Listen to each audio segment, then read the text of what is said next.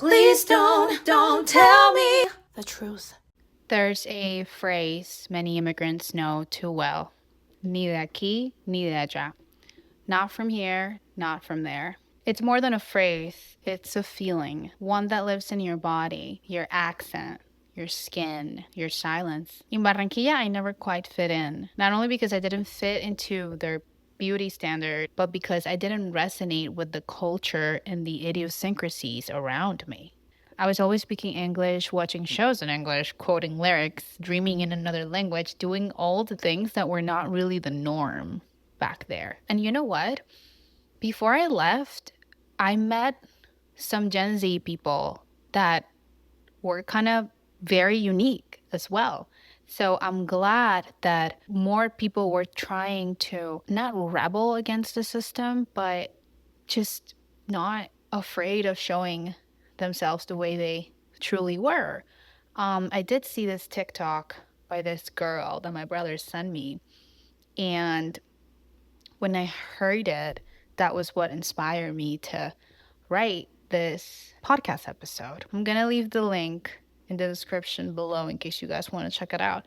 It's in Spanish, but if you don't speak Spanish, come on, you can learn Spanish via the Speak app with yours truly. So no excuses here. Now that the unpaid commercial break is over, what I'm trying to say is that back there, I was always speaking English and watching shows in English, quoting lyrics, dreaming in another language, and in a city where everyone seemed to dance literally to the same rhythm and be very vocal about you missing a step or not dancing to that rhythm, that alone made me stand out. People saw me as la rara, not fully barranquillera, not fully Colombian in the way they expected me to be. And that feeling of being inside but never fully belonging marked me early. And when I finally arrived here, to the US, the first year felt like, I would say the first 2 years felt like total vindication. I found community, I found energy, I found the life I thought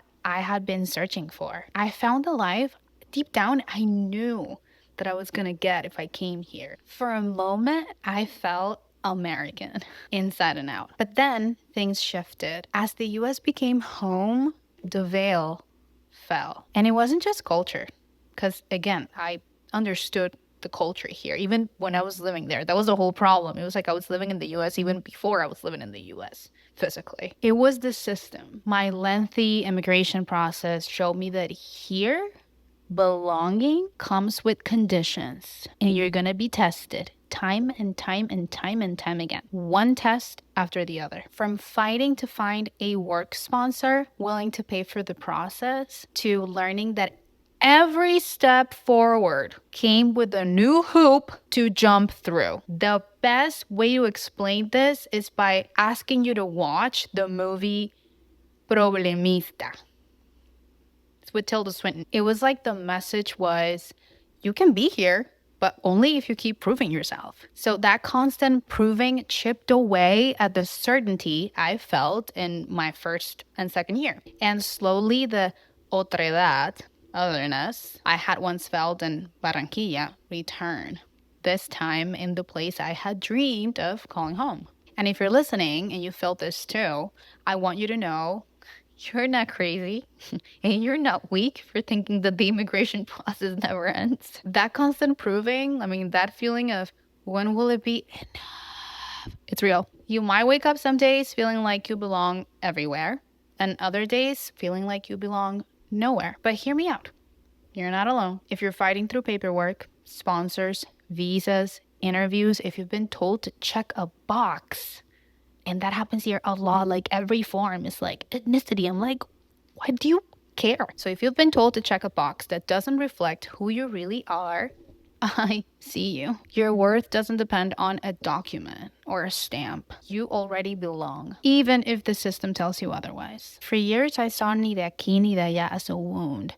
But lately, I've been thinking, maybe it's also a bridge. What if belonging everywhere and nowhere means being able to hold more than one truth and therefore hold your entire self fully, to navigate both languages, both cultures, both worlds. Maybe my identity, your identity, isn't about fitting into a box.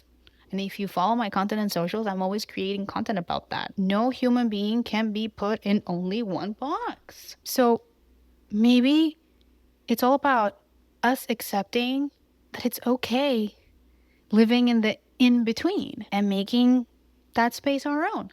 And that's the truth we don't always want to hear. Being ni de aquí ni de allá can feel lonely, but it can also be a power to adapt, to translate, to create yourself over and over and over again. So go ahead and tell the truth out there.